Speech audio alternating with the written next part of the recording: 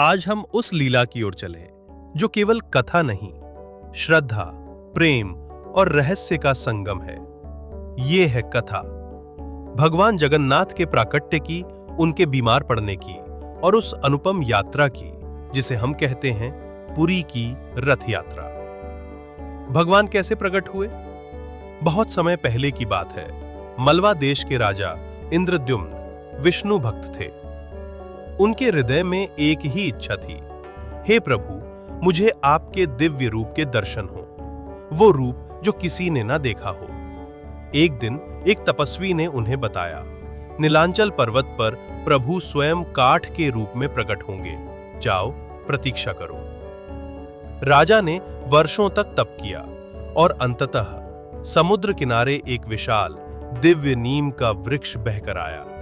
राजा ने लकड़ी को देखकर प्रणाम किया। यही है प्रभु का स्वरूप। पहले जानते हैं कि ये लकड़ी का लट्ठा कहां से आया। ये कथा द्वापर युग के अंतिम समय की है। महाभारत युद्ध समाप्त हो चुका था। धर्म और अधर्म की सीमा लांघ चुकी मानवता को देखकर श्री कृष्ण ने निर्णय लिया कि अब उनका इस पृथ्वी पर कार्य पूर्ण हो चुका है। वे प्रभास क्षेत्र में एक वटवृक्ष के नीचे विश्राम कर रहे थे। उसी समय एक शिकारी जिसका नाम जरा था वहां आया। उसने दूर से श्री कृष्ण के चरणों को हिरण का मुख समझा और धनुष से एक तीर चला दिया जो सीधे श्री कृष्ण के पैर में लगा। जब जरा दौड़कर पास पहुंचा तो वो कांप उठा। उसने देखा कि सामने कोई सामान्य मनुष्य नहीं, स्वयं भगवान विष्णु विराजमान है। श्री कृष्ण ने मुस्कुराकर कहा, डरो मत, ये तो मेरे लीला का अंत है। तुम मेरे पूर्व जन्म के बाली हो और ये तीर तुम्हारा कर्म है। श्री कृष्ण ने धीरे धीरे अपने पार्थिव शरीर का त्याग किया। उनका शरीर अग्नि में विलीन नहीं हुआ, बल्कि वो एक दिव्य नीम की लकड़ी के समान हो गया, जिससे एक अद्भुत सुगंध निकल रही थी। ये दिव्य लकड़ी समुद्र में प्रवाहित हो गई और यहां से प्रारंभ होती है भगवान जगन्नाथ की दिव्या कथा। मूर्ति निर्माण एक दिव्या चमत्कार और प्रभु के निर्माण के लिए एक दिव्य शिल्पकार आया। वो थे स्वयं विश्वकर्मा।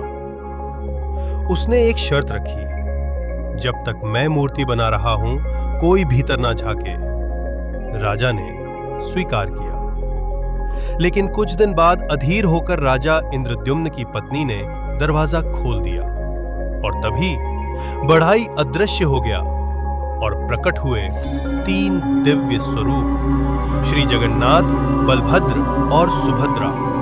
न आंखें पूरी थी, न हाथ पैर। यहां देखकर राजा इंद्रद्युम्न बहुत परेशान हुए और एक दिन भगवान जगन्नाथ ने उन्हें स्वप्न में दर्शन देकर कहा, यही मेरा सच्चा रूप है, अपूर्ण लेकिन प्रेम से पूर्ण। आज तक उसी अधूरे रूप में भगवान की पूजा होती है, क्योंकि प्रेम में पूर्णता शरीर से नहीं, भावना से आती है। भगवान बीमार क्यों होते हैं? अनवसरा कथा। रथ यात्रा से पहले आता है स्नान यात्रा का पर्व।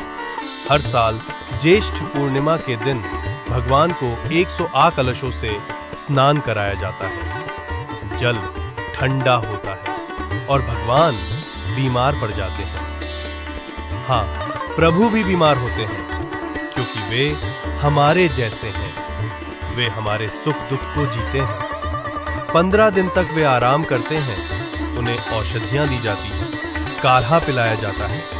भक्त उन्हें देख नहीं सकते। इसे कहते हैं अनवसरा काल, अर्थात दर्शन वर्जित समय। जब वे स्वस्थ होते हैं तभी वे अपनी यात्रा पर निकलते हैं। गुंडीचा मंदिर यानी मौसी का घर।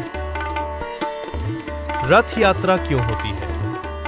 एक बार भगवान की बहन सुभद्रा जी ने कहा, भैया, मैं कभी वृंदावन नहीं गई, मुझे भी वहां ले चलो।